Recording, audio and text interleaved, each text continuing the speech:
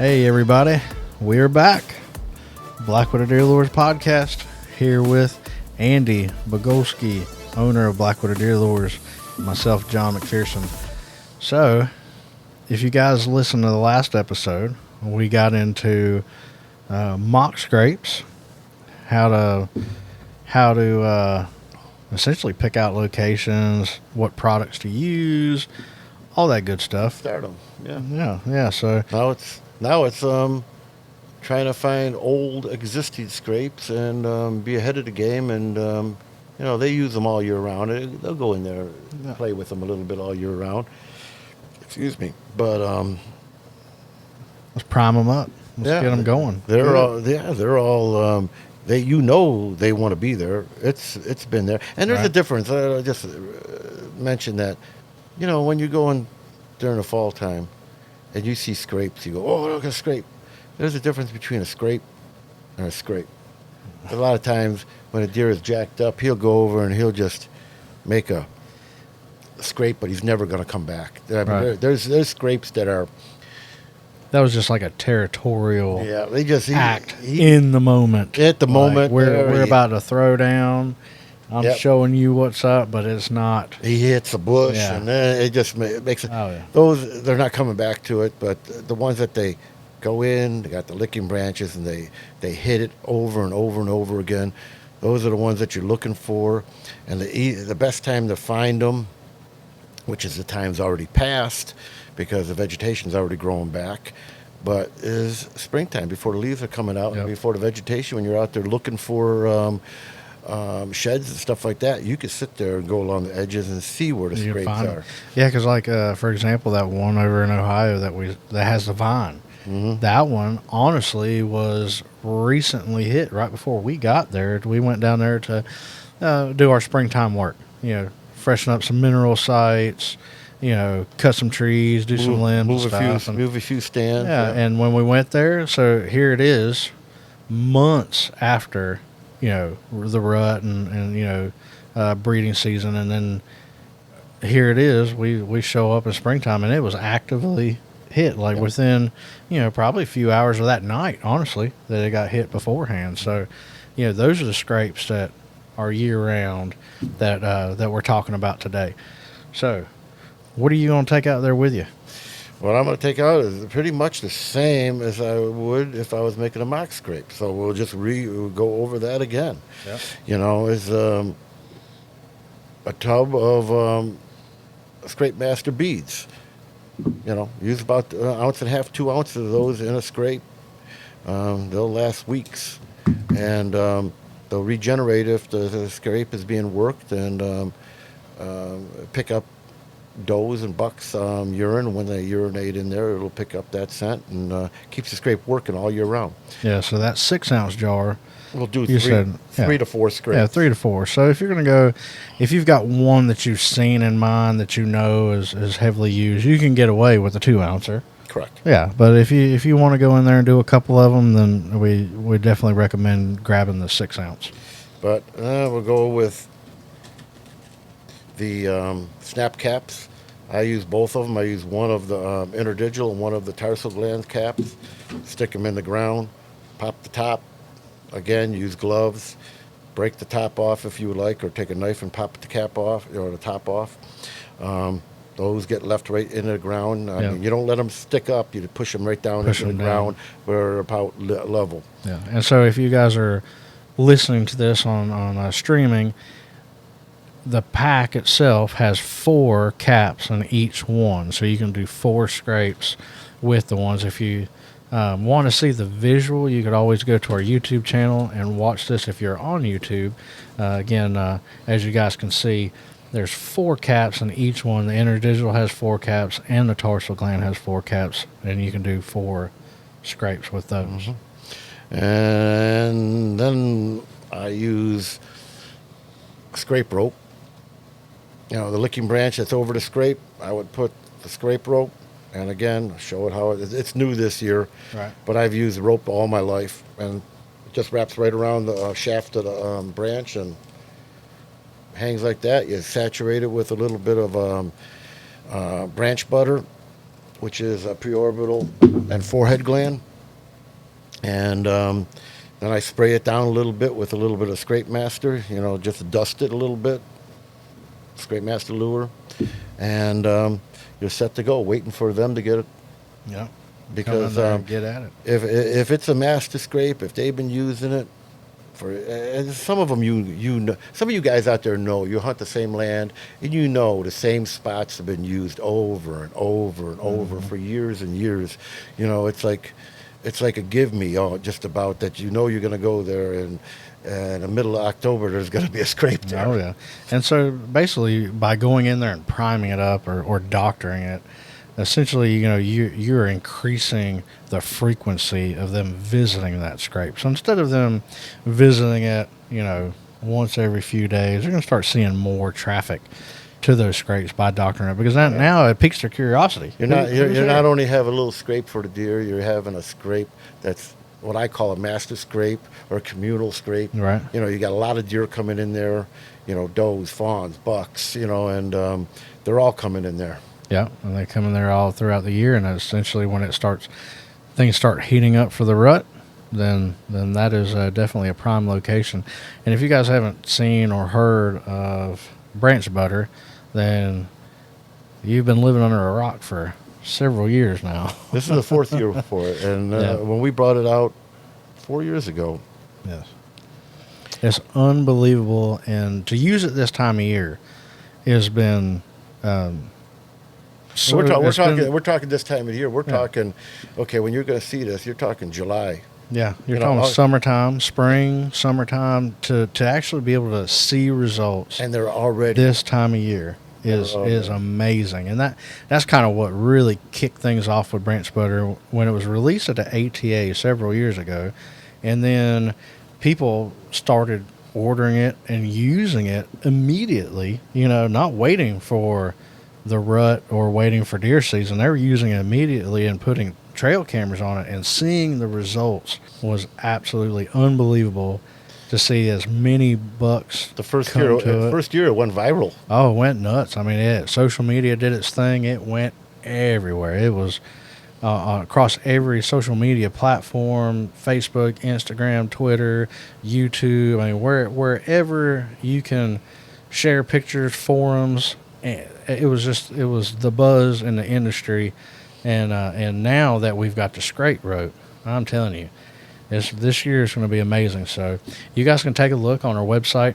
We've got the Ultimate Scrape Package. So everything that we're talking about right now, you can see it on the Ultimate Scrape Package, and the only thing that's not in it is the scrape rope. The scrape rope's new to this year. We just released it at the ATA, and Andy's been using rope for years. Years have been using rope, and really wanted to kind of come up with something. 30 years plus. Yeah. Oh, yeah. I'm old. And it was actually last year, I believe, we were playing with this idea of a scrape rope, and honestly, you could look back at our social media and you'll see us in the fields putting up rope in the trees and zip tying or tying with ropes. We're trying to figure out, how to put it out. But we're like, we can't put a rope in a bag for our customers. So we're looking for a better way to be able to hold scent in a scrape using branch butter. And that's where the scrape rope was born, was trying to find a better way. This way, with this wire, this rubber coated wire that it has, you can put this thing anywhere you want to, and you can put it on you can hang it off the side of a fence if you wanted to. Really, yeah. I mean, it can go anywhere. And the thing is, the fibers here absorbent for the branch butter, but if a buck is going to start smashing it and hitting it, these little pieces of rope are going to break off and fall into the scrape, which even makes it better because they're all saturated with the scent. Yeah, with the scent on the forehead gland. Absolutely. So when they start banging the heck out of it, you should be happy. Not say, "Oh man, they're busting my rope up." Well. That doesn't matter if 150 comes in broadside to you at 20 yards. Absolutely. Yeah, so if you guys are listening to this and streaming this podcast, you can see the visual of the video on our YouTube channel, And you could also go to our website, blackwaterdeerlures.com, and look up the scrape rope. And, of course, you'll see pictures of it on our social media, so be sure to go over there and give our Facebook page a like. We're also on Instagram and Twitter. But, again, if you're on YouTube, make sure you smash the subscribe button, give it a thumbs up, and you'll see all of the podcast on our YouTube channel if you are streaming it here through your favorite streaming platform. So, and once we have these scrapes doctored up, how are you going to keep an eye on it? Because you've been a big I want to like go. don't keep coming. I want to go somewhere else. Oh, you want to go somewhere else? I We're wanna going go to change somewhere else. directions. Where do I you want wanna to change direction. I'll give you something that I used to do for a long, long time. Okay, you've got the beads, you got the snap caps, and you still like to use a little bit of liquid scent, like the Scrape Master. Right. So people go and they pour it on the ground. Okay, goes through the ground, couple little mist during the night, dissipates it. What I have always done, you could take a wick, you can cut it in half if you want, if you don't want that big. Cut it in half, because this is a felt, it holds the liquid scent. And what I do, gloves on of course, stick it down into the ground, inch, 3/4 inch, saturated with the scent. And then to keep it from getting, hit with a little bit of drizzle, it ain't gonna stop heavy rain. But I look around for the biggest leaf I can find. Yep. One big leaf, that's 3 inches across, and I just set it right over the top of it. It's kind of like a little cover. Like a little umbrella. So with like the dew in the morning and stuff like that won't saturate it. Just a little trick I used to use for a long, long time. Yeah. There you go. It just, the felt has a holding. It holds the scent so much longer than just dumping it on the ground. Yep. Yeah. So that's something you can get away with, and without, if you don't have any scrape beads, does kind of the same trick as far as like holding scent in and around a scrape. It all has to do with holding the scent. That's why we came up with the rope. Yeah. And then so now that we've got everything doctored up, we'll go back to, you are a big stickler about frequency of keep on visiting scrapes, keep on messing around scrapes, keep on doing stuff. So cell cameras. People ruin a scrape. Yeah. People ruin a scrape by being excited and anxious. All of a sudden, they'll put a camera out, and they'll go back in a few days. They'll pull pictures. They'll see a buck. Yeah. All right. That's what it's supposed to be for. Yeah. And then they'll go back, and they'll start going back every 2 days, every 3 days, or even every 4 days. The deer patterns you. He already knows you're there. He can smell you. He smells you. I don't care if you put yourself in a Ziploc baggie with your head sticking out. He's gonna smell you because your skin is giving off pieces of skin, microscopic. You're breathing. All the spraying down may help a little bit, but he still knows yours have been there. Absolutely. That's absolutely. it. So cell cameras. It's a modern tool. You've got your traditional cameras, trail cameras, where you can check, but that still doesn't satisfy somebody who is so excited. They want to look at it every day. They want to see it, because especially if you let's say you ordered a scrape package and you've got branch butter and everything, and you've heard of how well this works, and you want to see it for yourself. You are so jacked up. Honestly, invest in a cell camera, get it out there, because this is another tool that's going to help keep you from ruining what you've built. So you've gone in there and made the scrape or doctored up a scrape, and you just can't stand it. You need to see what's happening. And so regardless of how good of a hunter you are, your curiosity is going to kill you. You're going to have to go look at it. So just go ahead and dish out the extra money, get you a cell camera, set it over the scrape. There's a lot of different cell cameras out there. Some of them are very inexpensive. You kind of get what you pay for. Yeah. I don't throw out and I'm not getting any money from anybody. But two that I really like, I like Spartans, and I like Wise Eyes. Yeah. Yeah. I mean, Yeah, so the inexpensive cameras, I mean, you're going to, again, like I say, you're going to get what you pay for. If you want to see that there's a deer and you want to see that he has some sort of mass or antlers on his head, any cell camera might do. But, if you really want to go ahead and spend money for quality, try to get a nicer camera. That way you can actually start measuring.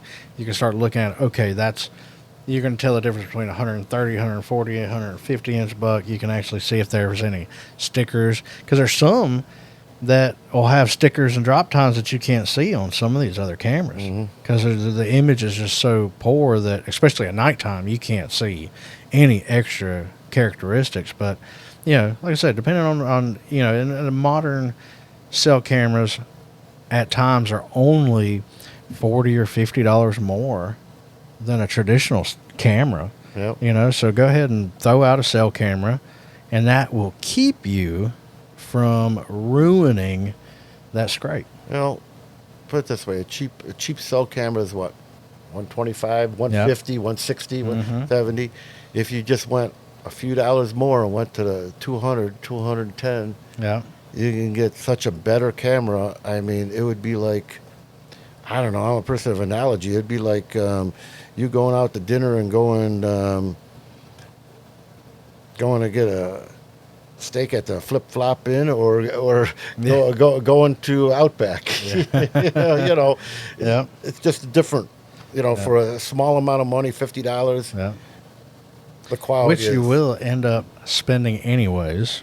And that's what I always tell people. I hate to say it, you're going to buy it anyways, because you're going to buy the cheap one first to see if you can get by. You're not going to be happy. Then you're going to end up and buy the more expensive one anyways. Now you have spent twice what you were normally going to spend, because regardless, when you get it, again, you're going to look at it, and just like Andy said, whatever you saved on the camera, you're going to eat up in batteries.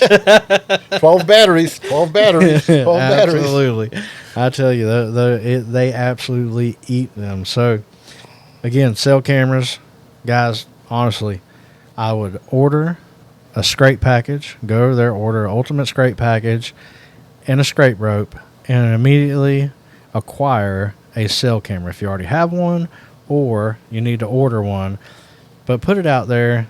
That's going to keep you from ruining a scrape, and all the work you put in getting in there, getting out.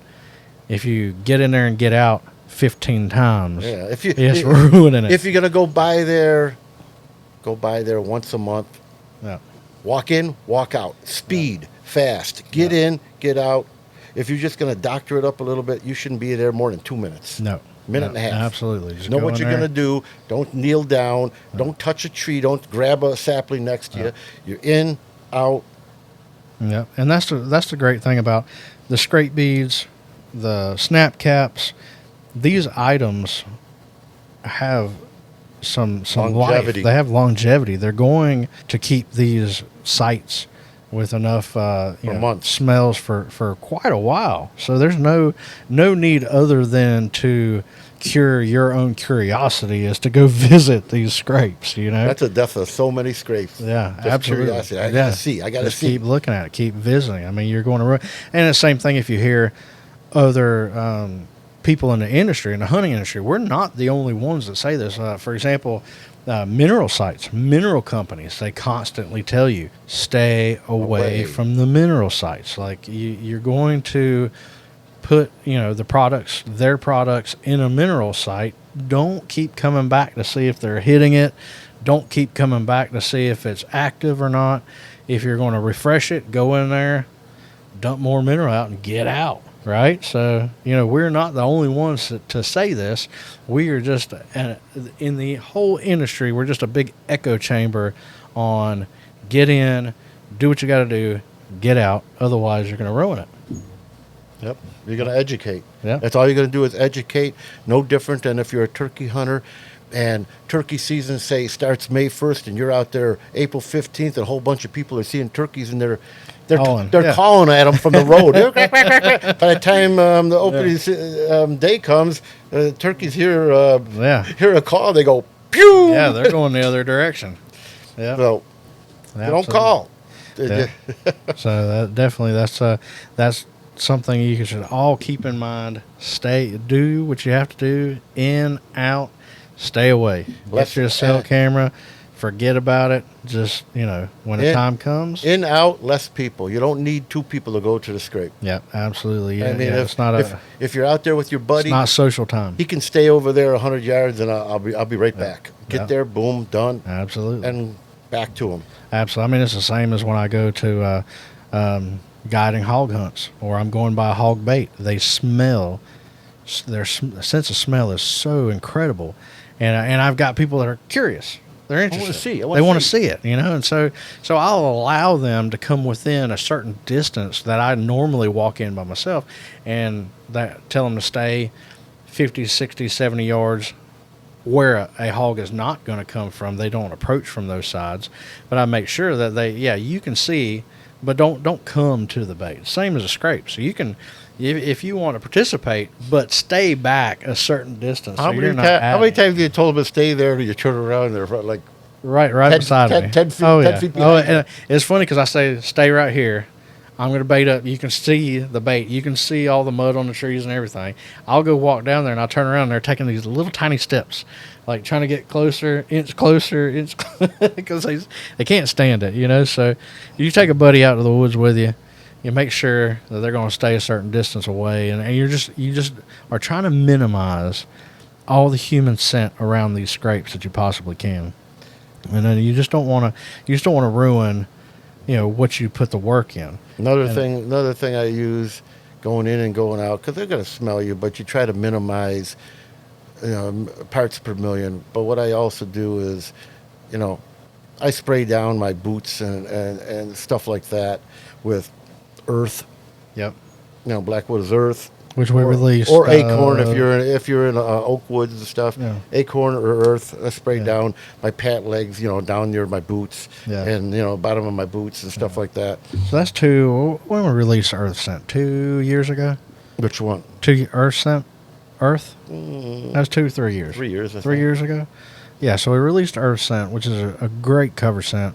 Earth and acorn are awesome. Now, I don't know if you throw persimmon or apple. That's another cover scents we have. There's kind of attractant food scents, but I think the acorn and the earth are the best if you're going to go mess with a scrape. Mm-hmm. Yeah. It smells like earth smells like earth. Yeah, absolutely. Acorn.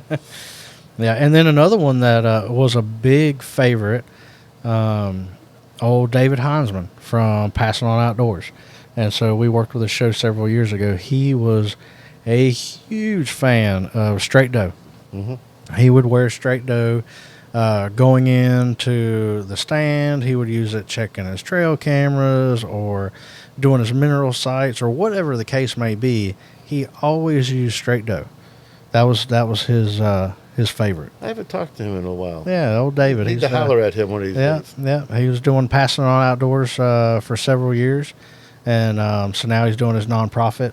Hands of a Sportsman. Yep. So we still work with them pretty well, but he was out of North Carolina. Show. Yep. David did an incredible show for several years, and then followed his heart, and he went with Hands of a Sportsman. Now he does that full time, nonprofit, getting individuals in the outdoors that are having different challenges in life, and we still help them out on different hunts. They still call us occasionally and want some black-wooded deer lures to help their some handicap hunters or different hunters that they get out in the woods. So, but yeah, he was a big fan, straight doe, and he actually I think he filmed a clip for us that was all about straight doe. I can't get over the clip that he did with those fake teeth. Oh yeah. We had a video challenge that we did amongst all of our field staff and TV shows, and I can't get over that one. Oh, that was hilarious. So he did a little promo clip, and we used that in the show. Yeah, we actually used that in Widowmakers. So if you guys haven't seen Widowmakers, you can see that show on Hunt Channel and My Outdoors TV, as well as it will soon be on YouTube and Gen 7. So keep a lookout for that. And you can also go to the VOD library on the Hunt Channel and watch all of our previously aired episodes. Widowmakers brought to you by Blackwooded Deer Lures. And so if you guys are listening to this through a streaming, you can also go watch the visual, a video on YouTube. And they're covered quite a bit with the scrapes. If you didn't listen to the last one, go back and check it. We talked a little bit about mock scrapes. In the previous podcast, we also talked a little bit about our product line, the different lures, when to use them, how to use them, and what's our next one? The next one, we're going to talk about rubs. So we're going to get into another territorial act, and so check back with us on our next podcast where we're going to get a little bit more into it's time for the rut. It's game time. Yep. So we're going to get into we've got about the scrapes leading up to the pre-rut, and now we're going to start talking about the rubs. So check back with us. Tune in for the next podcast as we get into a little bit more of time to fight. Actually, I'm more of a fan of pre-rut. Pre-rut, yeah. Because when it's the peak of the rut, a lot of does are in. Yeah. And I like a week, 10 days before, when there are a few doe in, but the bucks are running. They're going. They're cruising. They're everywhere. Yeah. Oh, yeah. You know, you get into the peak of the rut. Sometimes you get into the peak of the rut and you're getting locked down because the bucks got the doe. Nothing's happening. Yeah. So pre-rut. And actually, I think we changed our trip to Ohio last year to do that because we did go in the peak of rut. And we felt like we missed it by a few days to be able to get a little bit more pre-rut action. So, so definitely check back with us for the next podcast. We're going to get into rubs and the excitement of pre-rut and how we attack pre-rut of whitetail deer season. So we appreciate you guys, and go check our website. Again, you could order the ultimate scrape package and the scrape rope from blackwoodofdeerlures.com. Thank you for joining us. All right. He's a better talker than I am. We'll see y'all next time. Take care.